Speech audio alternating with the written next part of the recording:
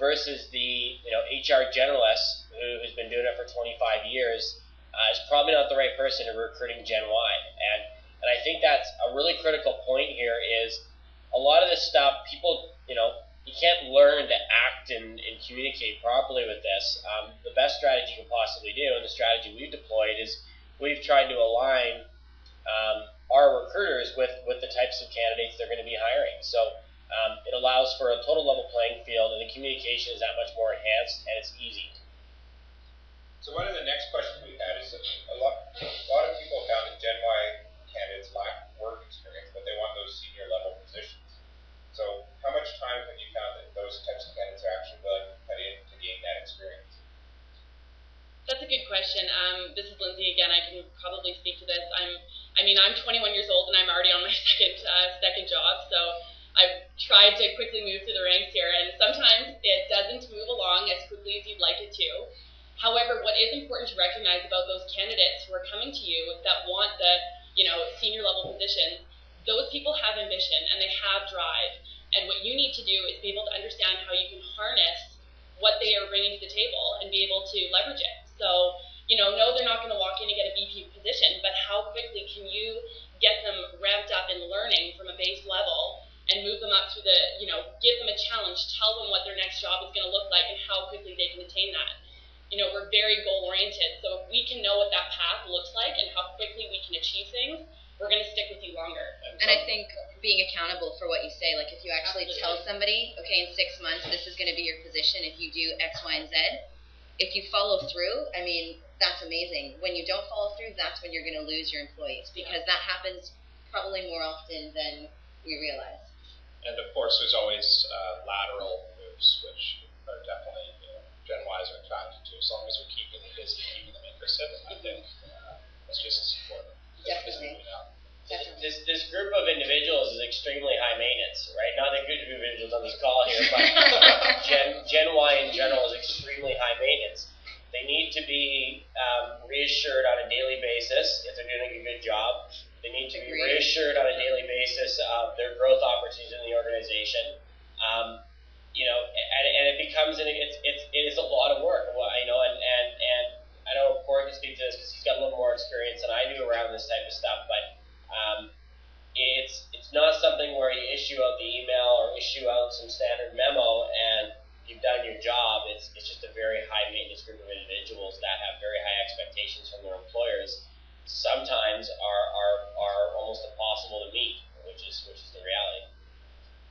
As an employer, I think you have to learn where to draw the line as well with your candidates that are coming through, and it has to be kind of a mutually good agreement that comes to terms. But it definitely can happen if you have the right message for those candidates. So one of the next questions is, what does loyalty mean to Gen Y? So how can you keep a candidate longer than that 16 months?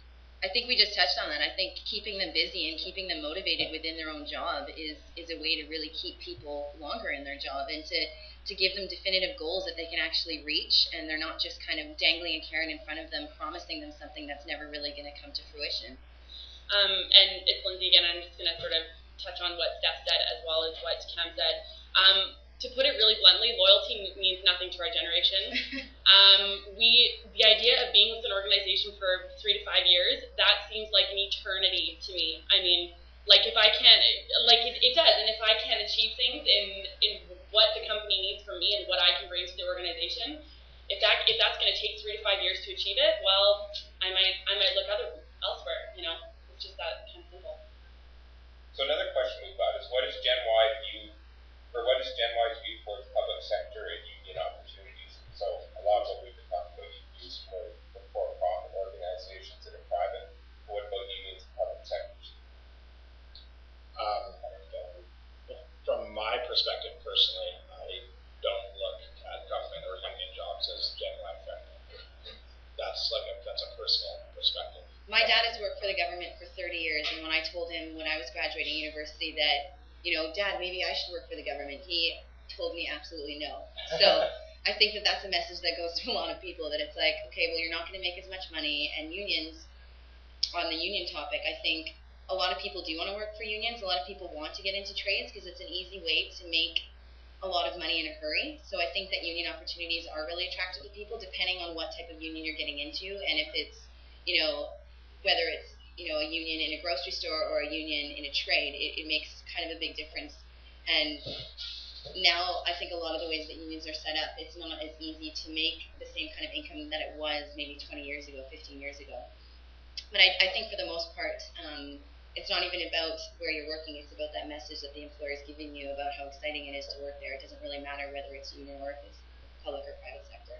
So kind of tied into that question, how important is corporate and social responsibility messages coming out from companies? So like Van City, where we saw about their environmental and social practices, how important is that for attracting Gen Y candidates? I think that that can depend on a candidate. It can be different person to person. However, I do believe that there is going to be that is going to have a heavier influence in a very short amount of time. I think that corporate social responsibility is important to our generation. We are embracing the fact that we do need to be more sustainable, and our generation is there to make the changes happen. So we do consider it. I think it does come into play. Some people more than others, or some people not at all. I know me personally and with my friends, like people are definitely more or less proud of their job or their employer than 10 years ago, and what that employer stands for and what they do in the community and in the environment. I agree. Yeah.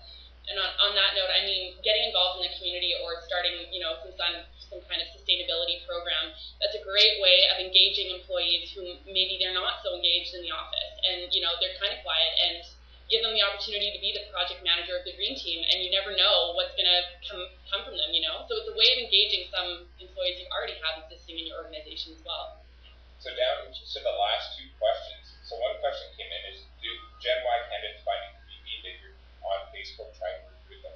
No, I've never actually come across that, to be honest, because the message I don't know, personally, the way that I target people, this is Stephanie, is that I will look on their profile, and I know that that might sound creepy, that you are creeping all over their profile page, but you find a common ground, and I think that's the key, is you find a common ground to talk to them. Whether it's, you're messaging about a job and you see that they snowboard and it's like, do you want to get some money to buy a new snowboard, or whatever the case may be. So you're kind of giving them an opportunity that they can't really pass up in a way. And a lot of times our advertising, we try to be as funny as possible, or I do at least, and I try to make them laugh within the first 20 seconds. So, I mean, each of us are kind of unique in the way that we recruit, but I think for the most part, it is the same. Yeah, I mean, obviously we keep it light when we do reach out to people on Facebook. I've never had someone, imply that it was creepy or anything. Yeah. The kids generally are really excited that someone has taken the time to reach out to them specifically. And I have kids all the time. When I say kids, 16 to 25-year-olds. I have people all the time sending me messages, even if they're not interested. Hey, thanks a lot for reaching out to me. And a lot of times these people are interested in the company that you are messaging about, and they're like, oh, I never knew how to work there. That's so cool. Because they're not going to job boards, they're not doing that. So you really do have to target them specifically. And I mean, you might get no's, but a lot of times you will get yeses. So it is exciting. And you are messaging to these people using your own Facebook profiles, but Exactly. Yeah. so they can see you. Yeah, they see that you're a real person. You don't just have some blank Facebook page. They see your life, and obviously, they see that you have friends. They see that you have friends messaging your wall, and everything is, totally legit, and you are a real human being. You're not this. Social proof. Yeah, exactly. So one of our last questions is, what are some of the other tools besides Facebook that you use to find these types of candidates? There's a lot of different websites that we go to find candidates. A lot of times we'll write our own blogs. Like we'll write a blog and we'll drop in, a job board in that blog, and we'll make it really exciting. We do lots of different kind of unique ways to find these people because, I mean, the internet is huge, and there's so many people online, and everybody is pretty much online, so they are going to find it. If you have the right, keywords and everything, people will find you. But I think the most important thing is to find those people, and right now, where you find those people is definitely Facebook. The one point I want to make too is all these tools are totally irrelevant unless you have a brand strategy and a long-term recruitment strategy in place. Unless you know where you're going here as far as what you're trying to do, as far as a message, as far as profiling internally on who your top employers are, or really what you're trying to accomplish, you can go nuts on Facebook, but if you screw up the recruitment process and they have a bad experience, you're wasting your time. This entire piece is totally tied to each other, and I think the critical piece for any of this is you need to establish, I had a question about government, right? The other question came up around what's the view on unionized places in government, and I think the government can do God knows they've got money to do it. They can do a much better job of marketing. Like, why not go create? I'm seeing this happen more and more, but segmenting out really specific job boards, or career sites, so to speak. So you've got a career site with a unique URL that speaks directly to people that are 19 to 23 years old. You've got a career site that directly speaks to people that are retired. You've got a career site that directly speaks to Gen Y professionals that have never considered, or Gen X professionals that have never considered a government job. These are the kind of things and the kind of strategies that companies are going to have to do to go out and win the game. And the tools piece, Facebook works right now, but it's more of a commitment to process and a commitment to your employment brand messaging and alignment with your strategy that really ultimately the tools will change tomorrow, right? And tools will also greatly depend on how well you understand what the candidate is that you're looking for. You really need to understand their profile before you go out there and start hitting up every job board and every website that you can. So it's important. And it's also about where these candidates are looking. I don't know the last time you saw a 16-year-old kid with a newspaper. It doesn't happen. Yeah. So we sort of focus on where they spend their time, and that's where we're sort of. And I think the biggest thing is to be creative and make them laugh. Honestly, like, if you can be creative and you can catch their eye within 2 seconds, that's all it's going to take to get that candidate to read what you have to say. Because that is their attention span. That is their attention span. So that was all the questions. So thank you very much to our Gen Yers here for answering those questions. So just as a parting thing, we want to give you 5 steps for things you can do right today, and then 5 things you can do tomorrow. So we'll let Corey finish off the presentation here. Great, thank you. Great conversation, guys. Thanks for that. So 5 things for today, real quick. I know we want to finish up here. Use Facebook and LinkedIn to find candidates for every job. Start writing more creative and appealing job descriptions, and also use creative job titles. If you have one job, you could have 4 or 5 different titles advertised out there.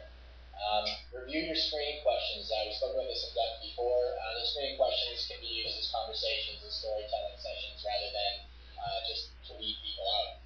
Ask your already employed Gen Y folks at your company, what do they think about finding other candidates? Try to improve the communications to all candidates you're dealing with, because those candidates know other candidates who know other candidates, and so on and so on. 5 things for tomorrow. These things take a little bit longer to implement, so review your offer letters and packages. How can you outline better the total reward of working with the organization? Review your onboarding process. Do you have business cards and a computer ready on the first day? How can you get the entire organization on board? For instance, do you assign volunteer buddies to new hires to hang out with them for the first 2 weeks on a periodic basis? Do you talk to Gen Y friends and people that you know outside the organization for what the opportunities are in the area? And make sure your website and your communication materials are updated with details about work-life balance, benefits, and some of those other intrinsic motivating factors. So thank you all very, very much